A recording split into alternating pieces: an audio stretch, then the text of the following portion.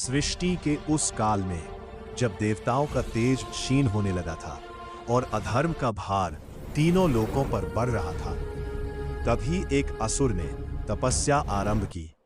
उस असुर का नाम था तारकासुर। वर्षों तक उसने भूख, प्यास, निद्रा सबका त्याग कर ब्रह्मा की उपासना की। उसका तप इतना प्रचंड था कि स्वयं सृष्टिकर्ता ब्रह्मा उसके समक्ष प्रकट हुए। तारकासुर ने वर मांगा, मेरा वध केवल वही कर सके जो स्वयं भगवान शिव का पुत्र हो। ब्रह्मा ने चेताया, असुर, शिव योगी है, गृहस्थ नहीं। तू ये वर सोच समझकर मांग। पर तारकासुर अड़िग रहा।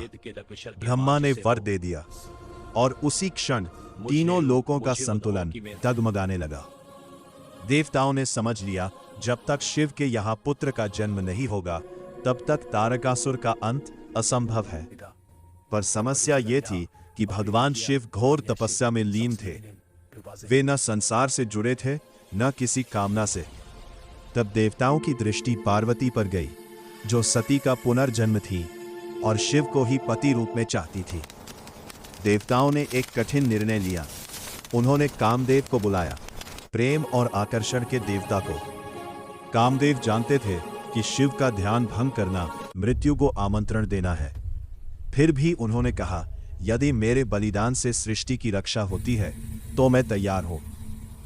कामदेव ने वसंत का सृजन किया।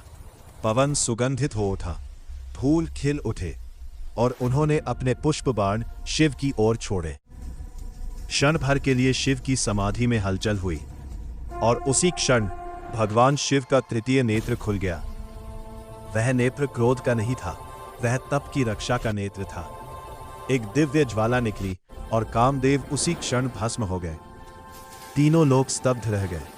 यह दंड नहीं था, यह नियम था कि तपस्या की मर्यादा अखंड रहे। कामदेव का भस्म होना यह दर्शाता है कि जहां शिव है वहां काम नहीं बल्कि संयम सर्वोपरि है। कामदेव की पत्नी रति विलाप करती हुई माता पार्वती के चरणों में गिर पड़ी।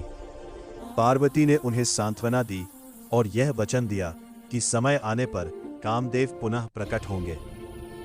रति ने मां पार्वती को श्राप दिया कि वो कभी अपने गर्भ से शिशु को जन्म नहीं दे सकती, क्योंकि रति उस समय गर्भवती थी। उसी क्षण देवताओं को यह भी जात हो गया, शिव का पुत्र जन्म सामान्य मार्ग से नहीं होगा। और यही से कार्तिकेय की दिव्य जन्म कथा देखिए अगले वीडियो में। प्रेम से लिखिए, जय शिव शंकर।